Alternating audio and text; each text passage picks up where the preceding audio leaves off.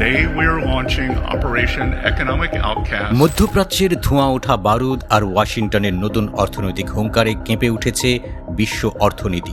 যুক্তরাষ্ট্র ঘোষণা করেছে এক নজিরবিহীন অর্থনৈতিক যুদ্ধ, যা হোয়াইট হাউসের ভাষায় ইকোনমিক ডি-ডে বা অপারেশন ইকোনমিক আউটকাস্ট। দীর্ঘ 6 মাস ধরে চলা যুক্তরাষ্ট্র, ইসরায়েল ও ইরানের মধ্যকার সংঘাত এখন এক নতুন মোড় নিয়েছে, যেখানে বারুদের গন্ধ ছাপিয়ে অর্থের লড়াই অত্যন্ত ভয়ঙ্কর রূপ ধারণ করেছে। ওয়াশিংটনে এক বিস্ফোরক সংবাদ সম্মেলনে মার্কিন ট্রেজারি সেক্রেটারি স্কট বেসেন্ট ঘোষণা করেছেন তেহরানের অর্থনৈতিক লাইফলাইন চিরতরে ছিন্ন করার চূড়ান্ত পরিকল্পনা। ইরানের অর্থনীতিকে পুরোপুরি পঙ্গু করতে ডিজিটাল সম্পদ, প্রযুক্তি, সেনা, বিমান চলাচল এবং শিপিং, এই 5টি অত্যন্ত সংবেদনশীল খাতকে সরাসরি নিশানা করা হয়েছে। মার্কিন প্রশাসনের দাবি, এই ক্ষেত্রগুলোকেই ঢাল বানিয়ে তেহরান তাদের ভঙ্গুর অর্থনীতি টিকিয়ে রাখার চেষ্টা চালিয়ে যাচ্ছিল। তবে এই নিষেধাজ্ঞার পরিধি কেবল ইরানের মধ্যেই সীমাবদ্ধ নেই, এর শিকড় ছড়িয়ে পড়েছে আন্তর্জাতিক বাণিজ্যের গভীরেও।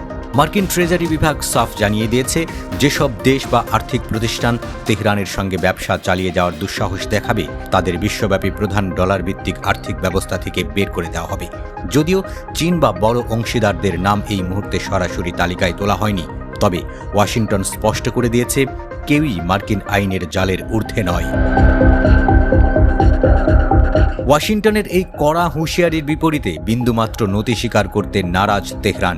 ইরানি সংসদ স্পিকার মোহাম্মদ বাকের গালিভাভ মার্কিন হুমকিকে ফাঁকা বুলি বলে উড়িয়ে দিয়েছেন। অন্যদিকে ইরানের অর্থমন্ত্রী আলী মাদানি মাদেহ রাষ্ট্রীয় টেলিভিশনে এক সাক্ষাৎকারে বলেছেন, মার্কিন এই পদক্ষেপ হল এক ধরনের অর্থনৈতিক সন্ত্রাসী হামলা। তবে তেহরানও হাত গুটিয়ে বসে নেই।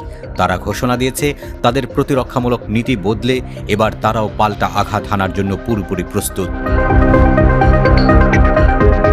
এই অর্থনৈতিক সংঘাতের পেছনে রয়েছে এক রক্তক্ষয়ী সামরিক বাস্তবতার ইতিহাস। গত 6 মাসের নিরবিচ্ছিন্ন হামলা ইরানের প্রচলিত সামরিক শক্তি ও শীর্ষ নেতৃত্বকে কিছুটা বিধ্বস্ত করলেও তেহরানের ড্রোন ও ক্ষেপণাস্ত্র ভাণ্ডার এখনও সচল রয়েছে। পারস্য উপসাগর এবং কৌশলগত হরমুজ প্রণালীতে তেল ট্যাঙ্কারগুলোর উপর ইরানের নীরব হুমকি এবং লোহিত সাগরের নিরাপত্তা পরিস্থিতি বিশ্ব জ্বালানি বাজারকে চরম অনিশ্চয়তার মুখে ঠেলে দিয়েছে। এদিকে যুদ্ধের প্রত্যক্ষ প্রভাব সরাসরি পড়তে শুরু করেছে সাধারণ ইরানি জনগণের উপর। মার্কিন নতুন নিষেধাজ্ঞা ঘোষণার সঙ্গে সঙ্গেই খোলা বাজারে ইরানের মুদ্রা রিয়েলের পতন ঘটে রেকর্ড সর্বনিম্ন স্তরে চলে গেছে। দশকের পর দশক ধরে চলা আন্তর্জাতিক নিষেধাজ্ঞার কারণে দেশের ভেতর অর্থনৈতিক চাপ চরমে পৌঁছালেও তেহরানের শীর্ষ নেতৃত্ব নিজেদের পারমাণবিক ও সামরিক কর্মসূচি থেকে পিছু হটার কোনো লক্ষণই দেখাচ্ছে না।